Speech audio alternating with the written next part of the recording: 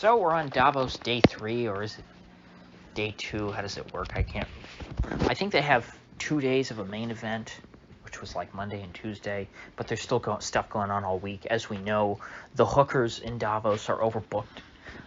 Ladies of the night have flown in from all around the world to try and take advantage of the sexual gold rush going on right now in Davos, Switzerland.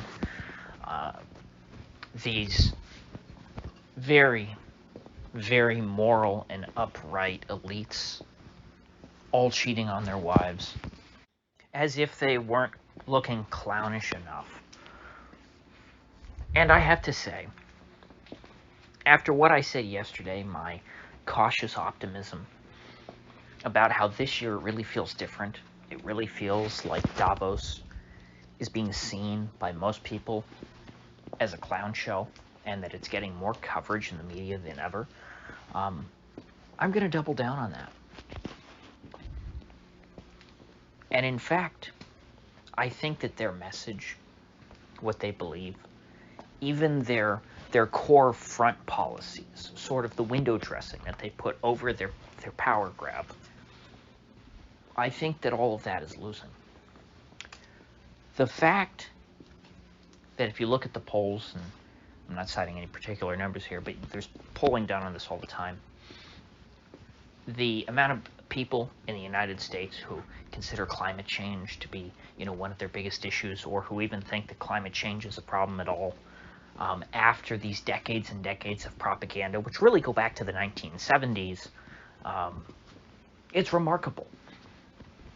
The global elite have been agitating against industry, against fossil fuels, and against just human progress and prosperity for longer than I've been alive. And yet, they're still the minority. Decades and decades of propaganda, they haven't even been able to get the majority on their side. And that, to me, gives me a lot of hope. Because we're not starting from impossible odds as far as public opinion is concerned. We don't have to move the needle too far. We're starting off in a pretty favorable position.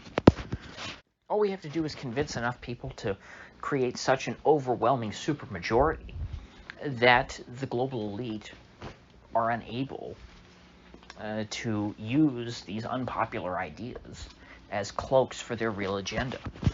More and more people are waking up every day, not just to the climate change issue, but to all of this in general. The entire elite apparatus, is plugged into, politics and current events as I am. I was not this red-pilled, 5 or 6 years ago. And so now you have a lot of people who maybe are just getting to where I was around 2016. Or maybe they are even further. And I think there's a lot of people who, because of how fast our world is changing, there are people who are skipping a lot of steps in their ideological development, in their awareness of reality. I think that people get red-pilled a lot faster these days. That's why you have people like Viva Frei who go from, being a Trudeau liberal voter in one election to moving to Florida after Trudeau wins the next election after that. One election cycle after Trudeau won in Canada, or after, Viva Frei, this, liberal Canadian lawyer, he voted for Justin Trudeau. The next cycle, he had become so red-pilled that he moved all the way down to, like, Boca or something. And so we're living in a time when people actually are persuadable. Ordinary people. Not your crazy boomer aunt who, loves to retweet Occupy Democrats. People who are just, off on the sidelines, waving the jersey of their favorite team. They're not persuadable. They never have been. But there's a lot of people who are genuinely curious in this world, especially in America, who are persuadable and are being persuaded. Moreover, there are people, I think there's a certain contingent of flag wavers on the right. People who were just about, hey, I'm all with my team, who have woken up over the past few years. And there's a history of this going back to the Tea Party in 2010. Republicans are more likely to take off the jersey and to say, you know what, my team isn't doing well. And so we need to critique the team and we need a rebuilding year. Dems, far less likely to do that. And if you want evidence of that, just watch the Jimmy Dore show for, a couple of weeks, and you'll see plenty of examples of how the Dems have tried and failed even more miserably than Republicans to try and clean up their act. Activists are even more likely to get co-opted on the left than they are on the right. But because of that, there are more people on the right who are persuadable, who are willing to think outside the box and say, you know what, it's not just about Team Red and Team Blue. There is a group of people in this world who transcend borders, who transcend party, who not only don't have my best interests at heart, they actively are acting.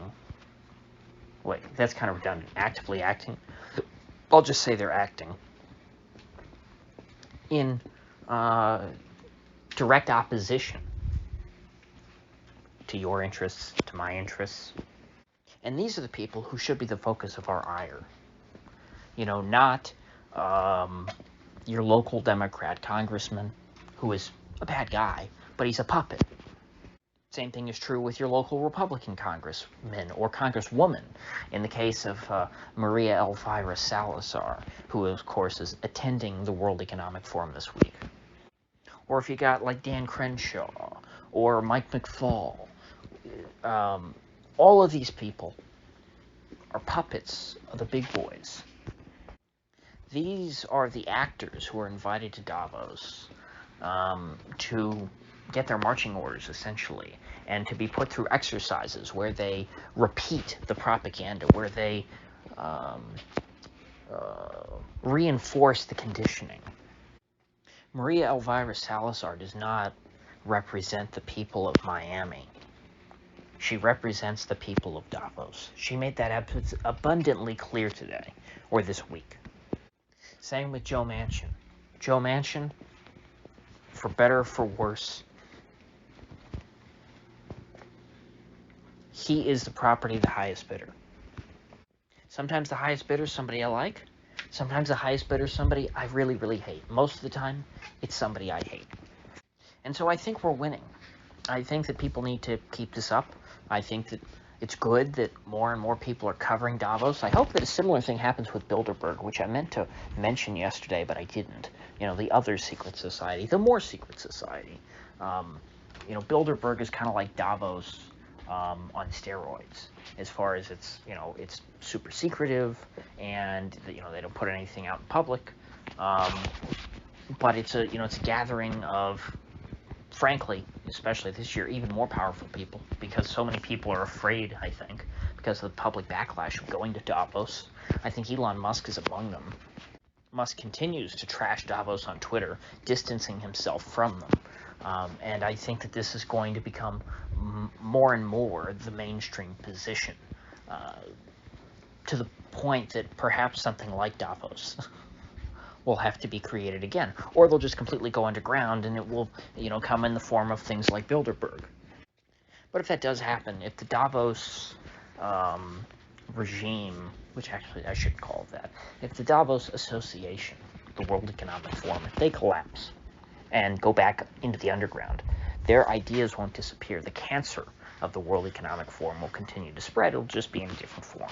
And so I hope, if that happens, people will follow it wherever it goes, they will root it out, and they will restore humanity.